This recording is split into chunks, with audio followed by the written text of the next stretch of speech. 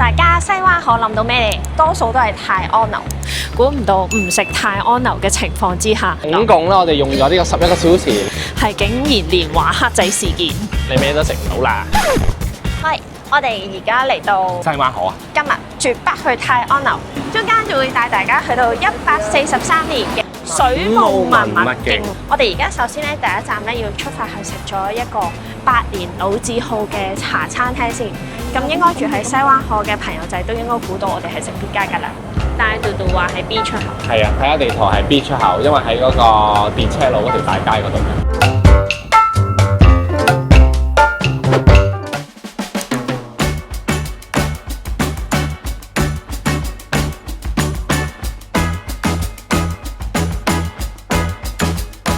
呢個係咪沙溝塘嘅大佬？我哋坐咗喺部空氣清新機隔離咯。即係我哋講廢話。我上網睇人講咧，話呢一度最出名咧就係佢嗰個沙翁啦，同埋茄汁豬扒飯。但我今日想食佢嗰個茄汁烏冬。我哋嘅焗豬咧就已經到錯啦。我想講咧，佢有三色豆啊。個豬扒望落去咧係好軟熟嘅，同埋唔乾。佢落咗少少孜然粉喎。肯定有3個定4個啦。孜然粉咧會蓋過咗豬嗰陣味，同埋佢好似用酥肉粉揦得嗰個豬扒揦得太勁。好，我哋試一試佢個飯底先。就鑊氣，有嗰個蛋香味。我啲蛋係燶咗啱嘛？我覺得個調味幾 OK 嘅，同埋就試個豬扒佢揦得太多，個奶茶一般啊嘛。我覺得唔使評價嗰個。好，跟住之後咧就係我呢個烏冬，俾我嘅感覺就好似你屋企咧，你會煲嗰啲番茄羅宋湯，有啲酸甜咁樣，我幾中意，因為我自己幾中意酸甜嗰種味道咯。同埋咧，我覺得咧佢成個烏冬咧好多菜，我幾中意嘅。係啊，佢好多菜，佢又有椰菜啦，又有番茄蓉啦、番茄粒啦，又有菜心啦。你試埋個湯啊！你用叉飲湯啊？到啲Bailey 嘅味道啊！係啊。所以頭先我懷疑咗人生一下。唔係 Bailey 啊，嗰個係 basil 啊。basil 啊，你食嗰啲 basil 嘅味道。basil 係香草呢邊 ，Bailey 係酒嚟㗎。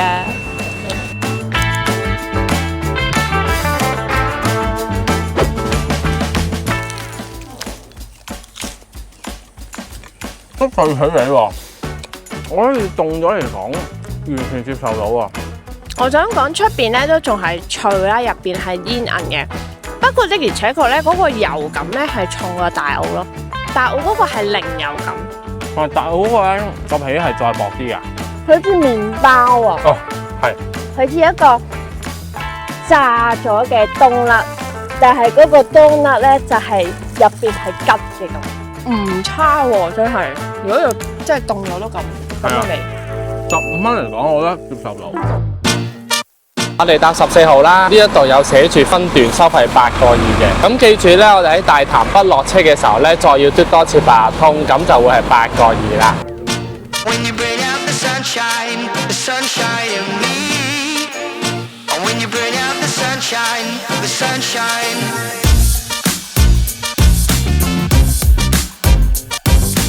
我哋嚟到呢一條全長5公里、橫跨3個世紀嘅大潭水務文物徑。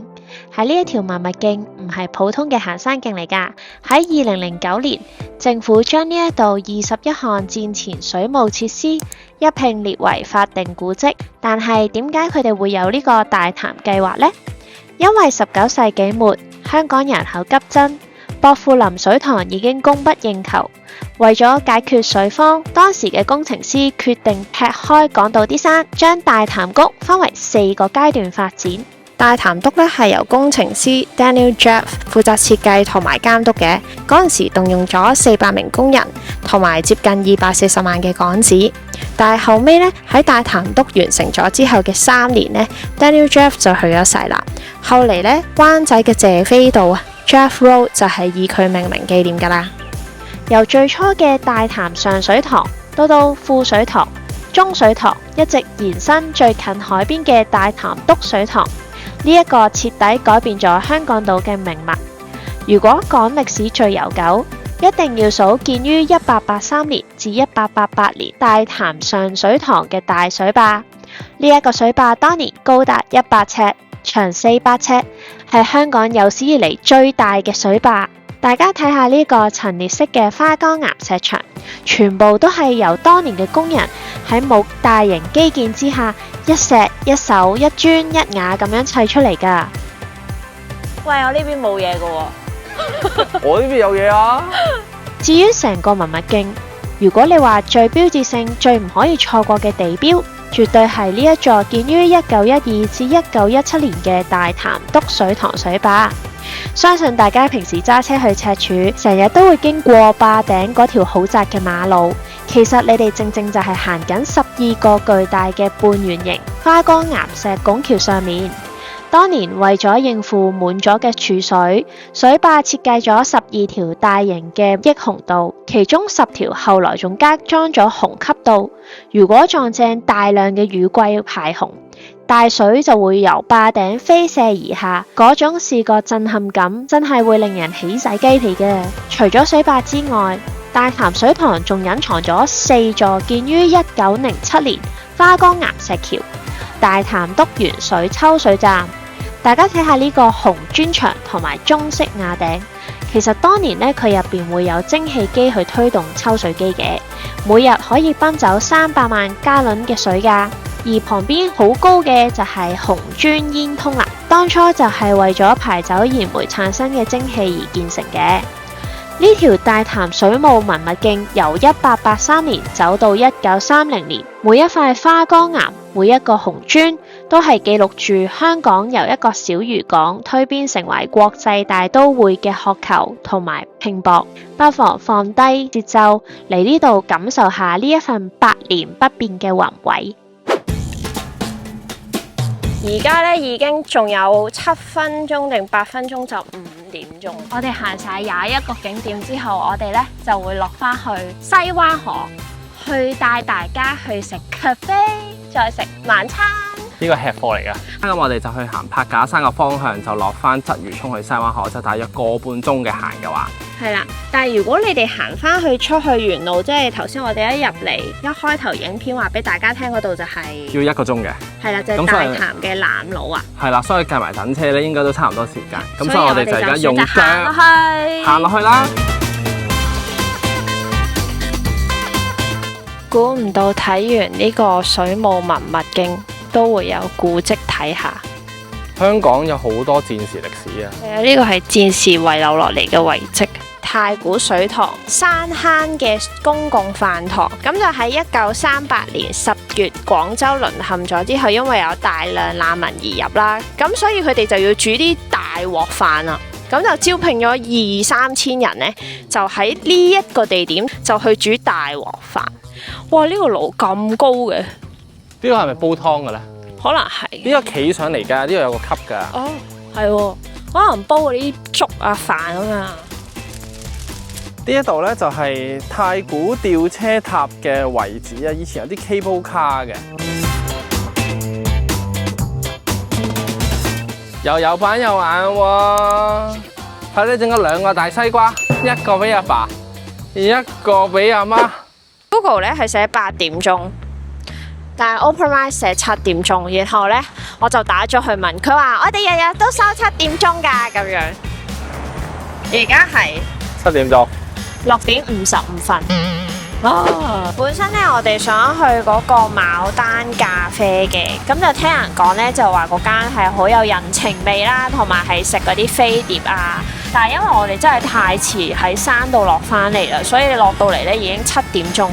咁成個西灣河咧呢個時間7點鐘咧仲有 cafe 開嘅咧，就係呢一間西牛廚房。咁但係由於我太肚餓嘅關係咧，我哋叫咗1碟意粉、蟹膏、蟹肉同埋蟹子。張圖咧就講咁嘅。不如我哋試下先，可能佢好食。好食咧。可能個 presentation 今日爭少少。其實個味道咧係唔錯嘅，幾好食嘅，幾濃幾 creamy 幾香添嘅。但我覺得個意粉好腍咯。哇！真係好腍喎，佢個意粉唔係講笑。係一篤就碎啊！你睇下條呢個幾短。當時我哋食呢個意粉嘅時候，仲滿心歡喜，一陣都仲有好嘢食落肚嘅時候，我哋到咧。好。唔好意思啊，你今日咧。係啊，佢係想講唔好意思，今日俾人包場，今日店鋪唔開門。素食，佢哋今日有人包場，即係外賣咧唔做啦，跟住堂食咧就更加唔做啦，因為有人包場，啲嘢食咧，就算我哋肯外賣咧，佢都做唔到俾我哋啦，因為佢哋而家忙緊包場嘅嘢食啊，咁所以大家咧就要留意佢哋 IG，因為佢哋會發放最新消息上 IG 嘅。咁我哋而家食咩啊？泰安樓就係西灣河嘅名物，你一唔食佢咧，你就已經冇運行。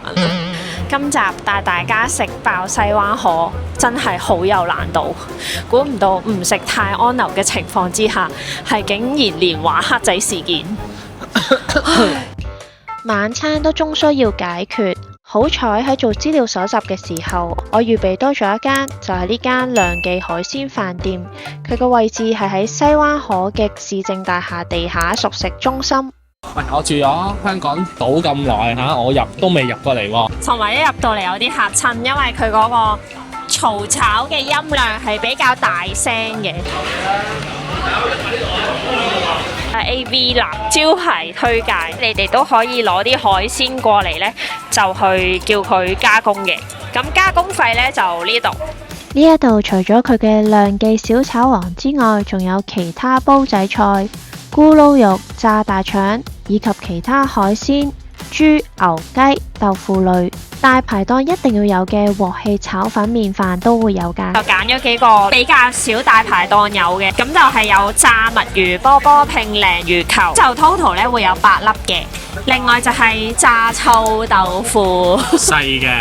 係啦，佢有細同大咯，細就58，大就98。咁我哋得2個人啦，我哋就叫細啦，因為頭先都食咗個意粉，我哋就叫咗白灼蝦，因為我其實好想試下佢呢一間海鮮飯店嘅白灼蝦咯，睇下佢新唔新鮮都好嘛。